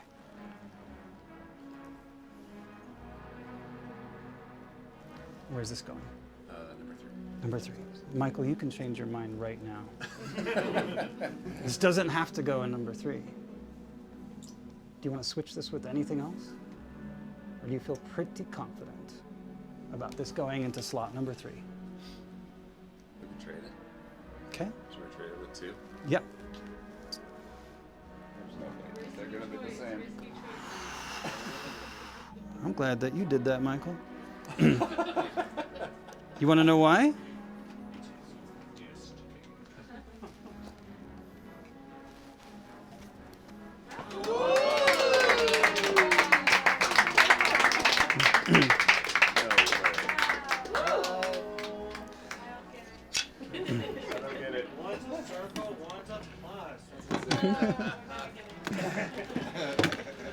Okay. So, I meant to show you this. I don't think. So the people who came up with the ESP symbols are Zenner and Rhine, Carl Zenner and J.B. Rhine, a parapsychologist. And now you know. We're now in the 1920s and 30s. Magic has taken a huge leap into unknown territory. The old guard are retiring or dying off or putting their magic shows to rest. So the golden era is winding down. And Harry Keller and David Devant and Harry Houdini and everyone's, they've just shined for a really long time, and now, well, it's sort of the end. So I would say that as a result of a lot of gore that we saw in World War I that people had never seen before, and because of all the people that died in the Spanish flu, this person comes along. His name is P.T. Selbit, and he invents a magic trick. You guys will all know it. It is the sawing a woman in half illusion. So magicians adopted it immediately. They had never seen anything like it, and it was just a different attitude. And along with the Grand Guignol show opening in London, which was a just gory, crazy theater, we had lost a little bit of our innocence, and yeah, the tempo had changed. So that's what's going on there. But not everyone's jumping onto that fad. We still have these fantastic new magicians coming along, and we get close-up magic. We have our sleight of hand wizards like Nate Leipzig and Cardini, who trained himself how to have the finest touch because he was in World War I in the trenches and he wore gloves and was cold, and he learned how to prestidigitate with gloves. But you also have this fantastic fellow, Di Vernon, known as the Professor. He's absolutely one of the most influential magicians of all time. And he's credited as being the only person that ever fooled Houdini with a card trick, and Houdini did not like him. And then you've got this guy, Max Malini, who is the sort of magician that would walk up to a statesman descending Capitol steps and walk up and bite a button right off of their coat, wave his hand, restore the button, and he would get gigs this way. He canoodled with the rich. He performed for presidents. He made his money basically blowing the minds of rich people. And I suppose that's a good strategy for a magician. How about this? I heard there was more questions from the audience. Okay. I heard that you had a question. Sorry, a couple questions. Sorry about that. You had I some. had quite a few. You had some questions. Thank you. Yes. Okay. Go. Oh wait, did I hand you all 6? Yeah. I have a lot of questions, but I'll cut it down. That's okay. I don't think we have time I'll for reel 6 it in. questions. How about this? Yeah, perfect. How I did have you- You had some questions? Can you walk on water? Yes. Okay. Okay, what's your other question? Cool, moving on. Isn't it sad that when you become a magician, you lose all of your friends? Yes. How did you know? Did you have another question? Yeah. Can you tell us what effect World War II had on magic? Just wondering. No. No, Oh, okay. I don't know. Well, I don't know what else. That's a good question, though. No, I think I can kind of hazard a guess, and that is that the war was the priority. And I think that a lot of magicians were kind of doing other things. But what's really interesting is that this one magician, here he is, Jasper Maskelyne. He's the grandson of John Neville Maskelyne, who ran the Egyptian Hall in London. He's a stage illusionist, and he makes it known that his specialty is in stage illusion, and he winds up designing all of this incredible camouflage and illusion stuff that thwarts the Nazis. Benedict Mungermatch is going to be starring in this movie. Mungermatch. With Benedict Mungermatch. They're making a movie about him, and Womberg Lockersmatch is going to be playing jazz. So go see that movie.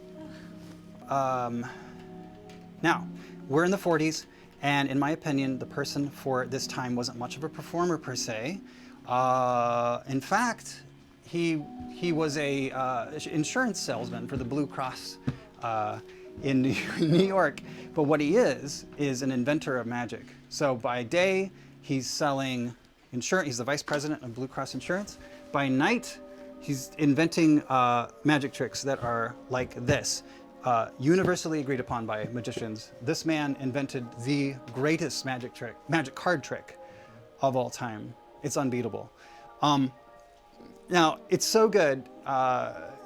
He fooled Winston Churchill like 10 times in a row. It made him late for he didn't do the trick for Winston. Somebody did the trick for Winston Churchill. He was late for a meeting with Parliament.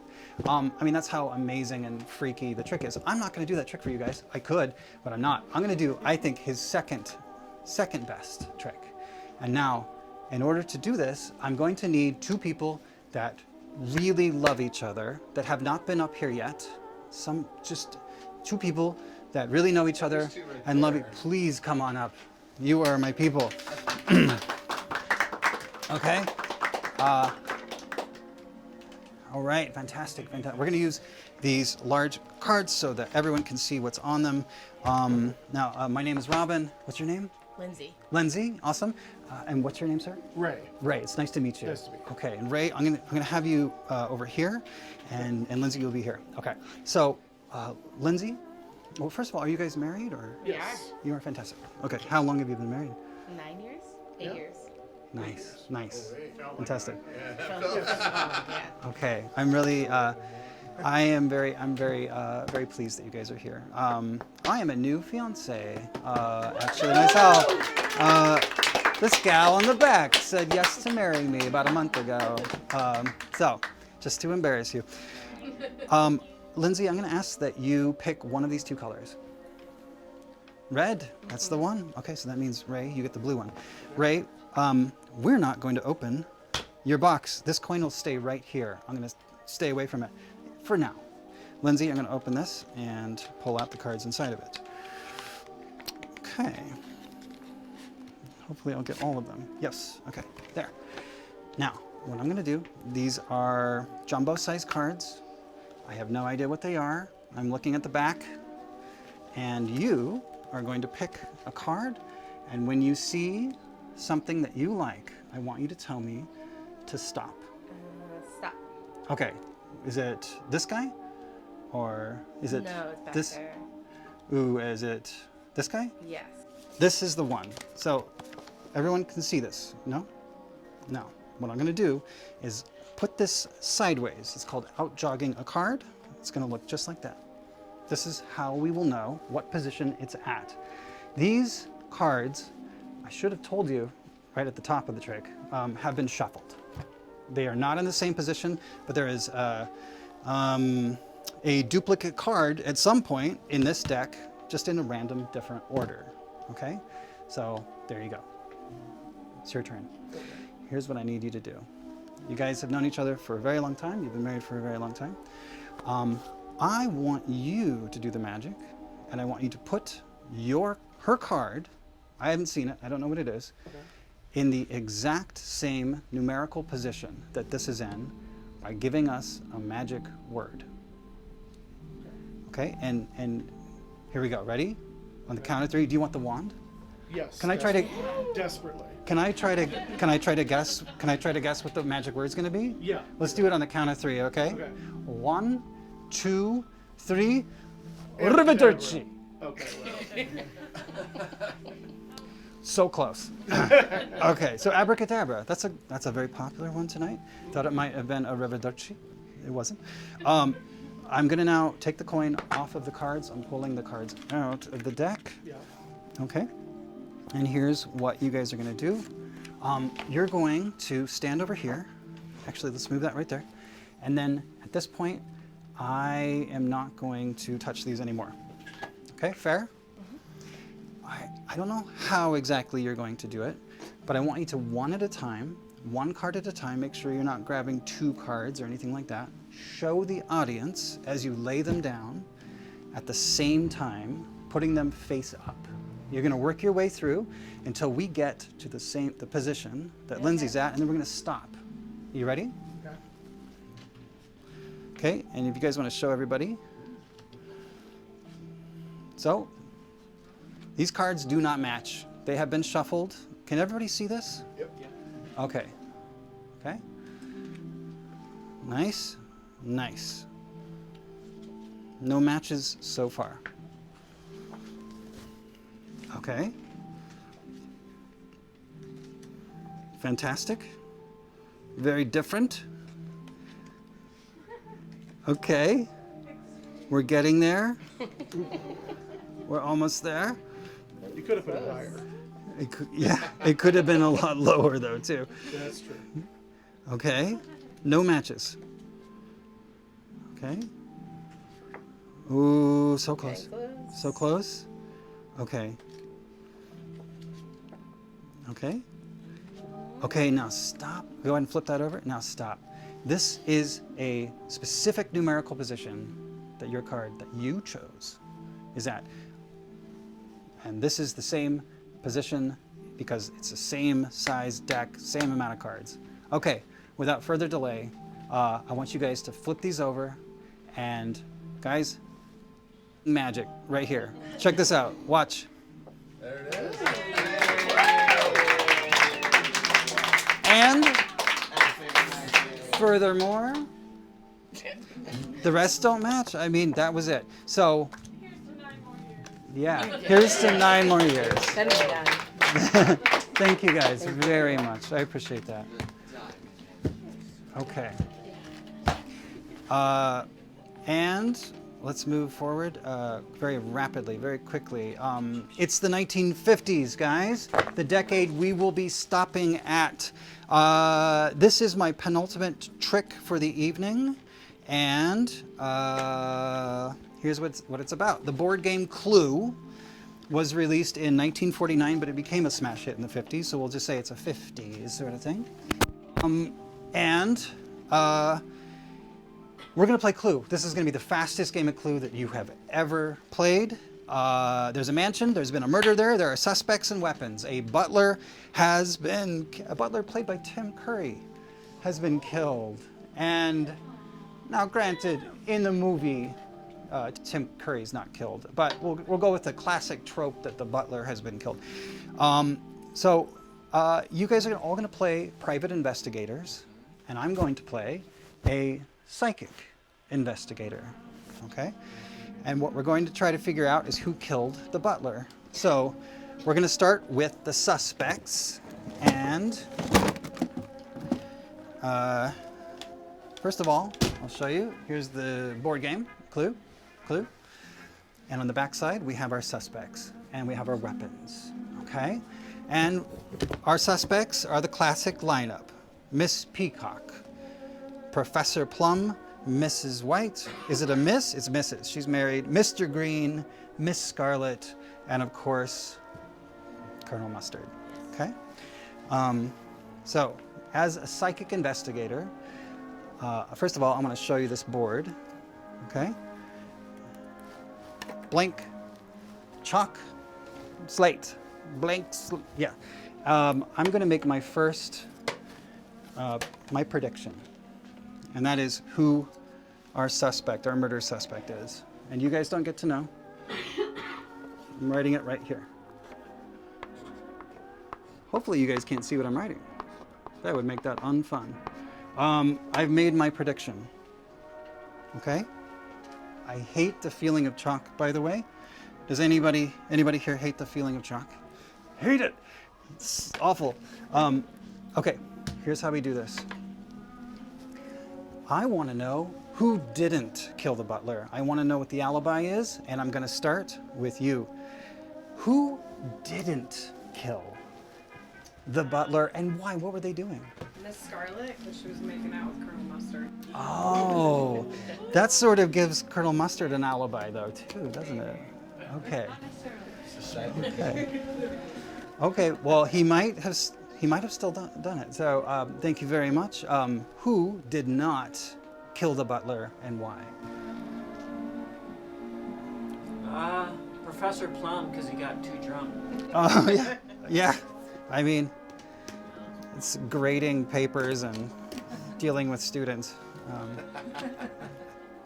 Drank yourself to sleep. Who did not kill? Who didn't kill?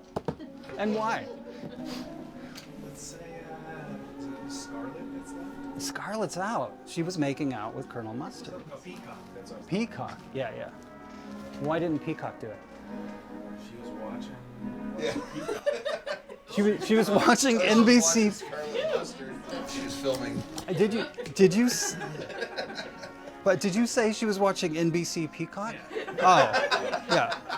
Okay, okay. Scott, who did not kill who didn't kill the butler? And why? Yeah, Mrs. White's still left. She was too busy going to the restaurant. So. Oh, yeah. At the time of the murder, she was peeing. Okay, got it. Yeah. Folks in the back, hello. Hi there. Who did not kill the butler and why? You're left with Mr. Green or Colonel Mustard.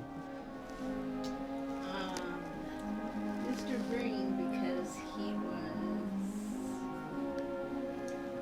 outside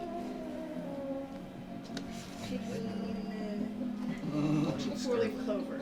Okay, so Mr. Green has a green thumb and he's picking four-leaf clover. Yeah, in the dark. Okay, so it's a tale of love and murder. Colonel Mustard was making out with somebody, but I believe is our suspect. Okay, I'm gonna flip it around. We have our murder weapons, and I'm gonna make my next prediction right now.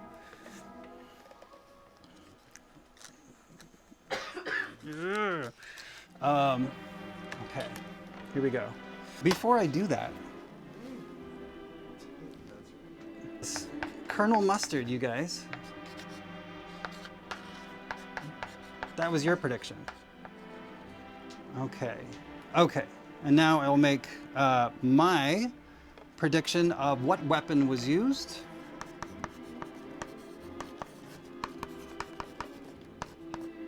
Okay, moving on. Let's figure out what you guys think the weapon was. Nadra, what weapon was definitely not used and why? Not the candlestick, because it's a candlestick and there was a candle in it. Yeah, messy, waxy, messy. Definitely not. Nathan, It's the rope why? because the knots kept falling off of it. Oh yeah. No noose is good noose. Cheyenne, what weapon was not used? It wasn't the revolver. Okay. Yeah. Yeah.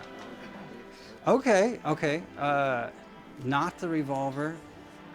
Too many cowboys. Too many cowboys. Melissa, what weapon was not used? Okay. Oh, well, it wasn't the wrench I was using. Oh. What else could have been? Oh, so you're I don't think you mind. you're in the lineup. You're in the classic game of Clue. Yes. Okay, fair enough. Fair enough. Ma'am, what weapon? You're down to two: the lead pipe or the knife. What was not used? It definitely was not the knife. Wasn't the knife? The maid was eating on somewhere, and it was accounting for it. Oh, okay. All right. Then it was a really, as I predicted, a very bloody murder. I mean, it could have been bloody with the knife, but the lead pipe. Blunt trauma. Okay. And so, you guys are a fantastic private investigative team. The lead pipe.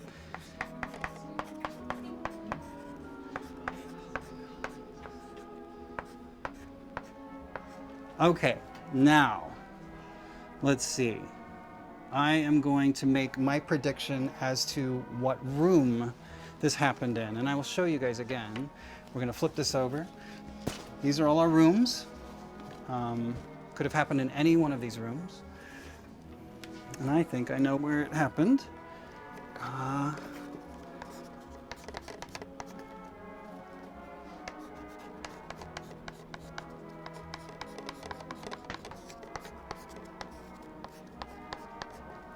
Yeah. Okay. There's too many damn rooms, so this is going to have to happen in a particular way, and that is that we are going to use this. Ugh. I have all of the rooms written down inside of this. Okay. So I've got everything: the hall, observatory, kitchen, dining room, living room. It's just over and over all of the rooms. So I need somebody to tell me when to stop.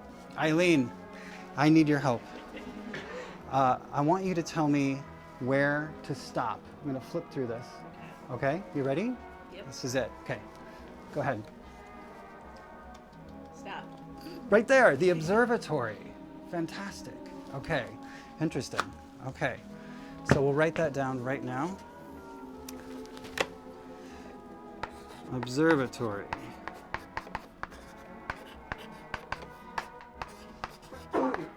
Okay. Guys,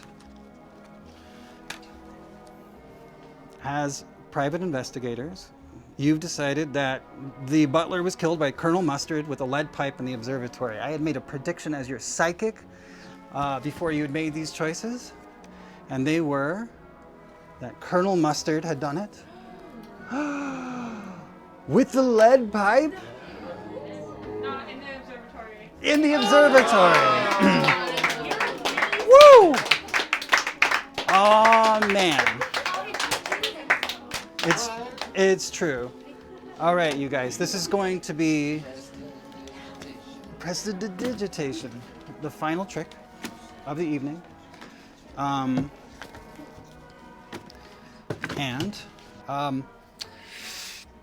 don't want to put a historical date to what I'm about to do because it doesn't really matter. Magic is magic. It will continue to live on and go on and beyond and on into the beyond because magic is just unkillable. I think that the trick I'm about to do has a sort of timeless sort of quality to it. Here we go.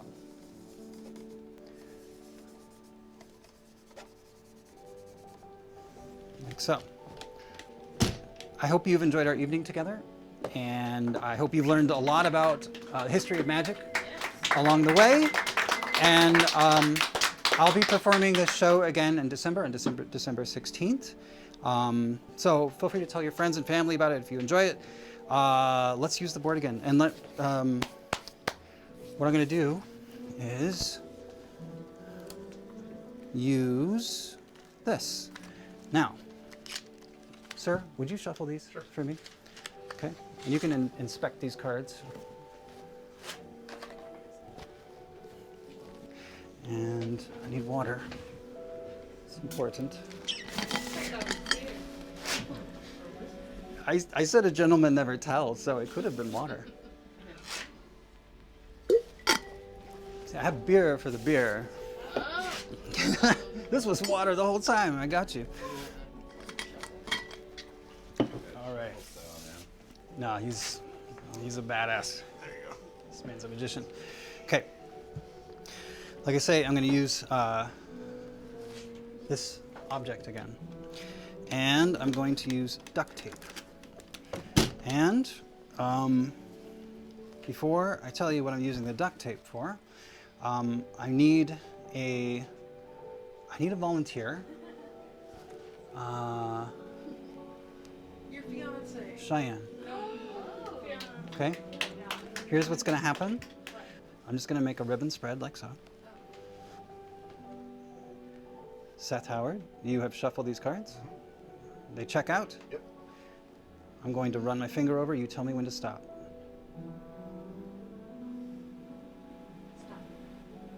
This one. Okay, that one. And I'm going to now close the rest of the deck and set it aside. I don't want to know what your card is, Cheyenne. I don't want you to know what the card is. I don't want anybody to know what the card is. I'm closing it in half. I'm folding it over again in half, just like so. I'm going to put it in my mouth. Okay? And I'm going to duct tape my mouth, which is something I'm sure a lot of you would like me to have done hours ago. Okay. Now, before I duct tape my mouth, I'm going to ask for 2 volunteers. And the first volunteer, let's find them now, actually. Go ahead and throw your hand up if you want to be my volunteer. You're the guy. Okay. You're going to do me a very grand favor, which is you're going to select a value. And that could be anything from ace to king. Okay? So ace, 2, 3, 4, 5, 6, 7, 8, 9, 10, jack, queen, king. You will pick that. I will pick the word of. Okay? I'm going to write whatever you tell me to. When the time is right, I'll point at you. I'll write of. And then, who's my second volunteer? You are. Okay. I want you to say very, very loudly the value. A value would be, of course, hearts, clubs. Did I say value? You'll be picking the suit. Here, watch. I'm going to put this in my mouth. Huh? Ha ha ha.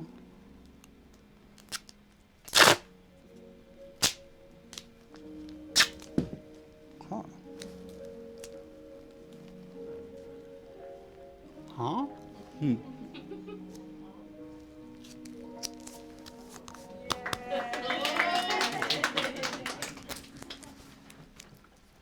Mm-hmm.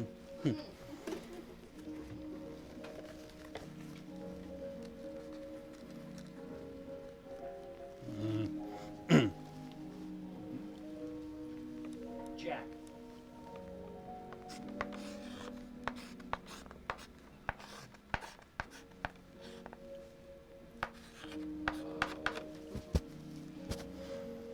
Clubs.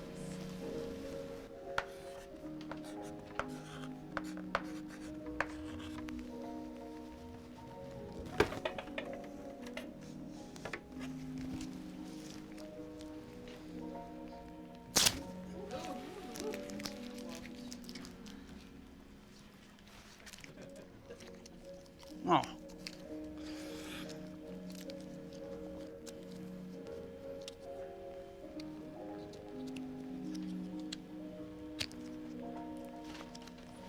There we go.